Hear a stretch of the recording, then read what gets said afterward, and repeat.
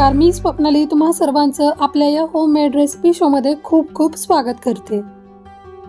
आज आपण उन्हाळा स्पेशल अगदी झटपट तयार होणारा फालुदा घरच्या घरी सोप्या पद्धतीने कमीत कमी साहित्यामध्ये कसा बनवायचा ते पाहणार आहोत। रेसिपी म्हटलं तर नेहमीप्रमाणे साधी सिंपल आहे, त्यामुळे व्हिडिओ संपूर्ण पहा।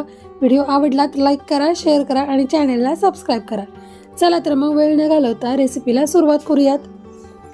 एक वाटी घेतलेली आहे, यामध्ये 1 चमचा सब्जा घालून घ्यायचे। उन्हाळा आहे, सब्जा आरोग्याच्या दृष्टीने खूपच फायदेशीर असतो।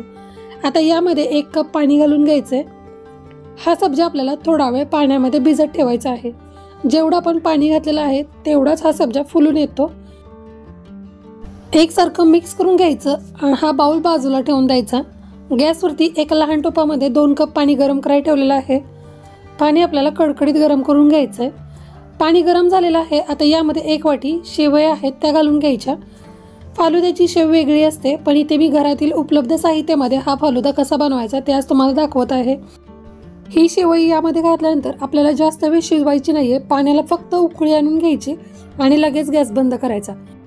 आता आपण ही शेवई गाळणीतून गाळून घेऊयात। संपूर्ण शेवई इथे मी गाळणी गाळून घेतलेली आहे। लगेच आपल्याला थंड पाणी घालून घ्यायचंय। थंड पाणी घातल्यामुळे ही शेवई आहे ती अगदी मोकळी सुटसुटीत होते, अजिबात एकमेकाला चिकटली जात नाही।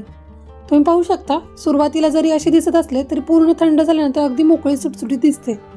लगेच आता आपण फालुदा बनवायला सुरुवात करूयात। एक काचेचा ग्लास किंवा बरणी घ्यायची आहे, त्यामध्ये भिजवलेला सब्जा आहे तो घालून घ्यायचा। आता यामध्ये रूअफजा सिरप घालून घ्यायचंय। लगेच वरून आपल्याला अगदी थंडगार असं दूध घालून घ्यायचंय। तुम्ही पाहू शकता, याला आत्ताच किती सुरेख असा रंग आलेला आहे। आता एकसारखं मिक्स करून घेऊयात। आता आपल्याला यावरती जी शिजवून ठेवलेली शेवई आहे ती घालून घ्यायचे।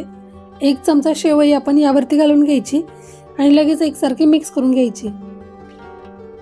एकसारखी मिक्स करून झालेली आहे। आता यावरती आपल्याला ज्या फ्लेवरचं तुमच्याकडे आईस्क्रीम उपलब्ध आहे ते आईस्क्रीम यावरती घालून घ्यायचं।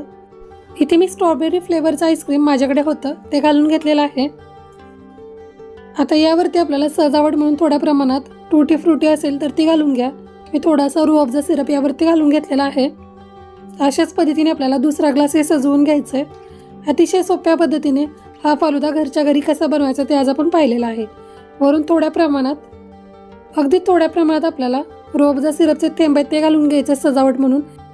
आता काय पिण्यासाठी सर्व करायचा, दिल्या ग्लास संपेल याची मी तुम्हाला खात्री देते। व्हिडिओ आवडला तर व्हिडिओला लाईक करा, चॅनलला सबस्क्राइब करा आणि सोबत दिलेल्या बेल आयकॉनलाही प्रेस करा। पुन्हा भेटू अशाच एका नवीन रेसिपी सोबत। तोपर्यंत धन्यवाद।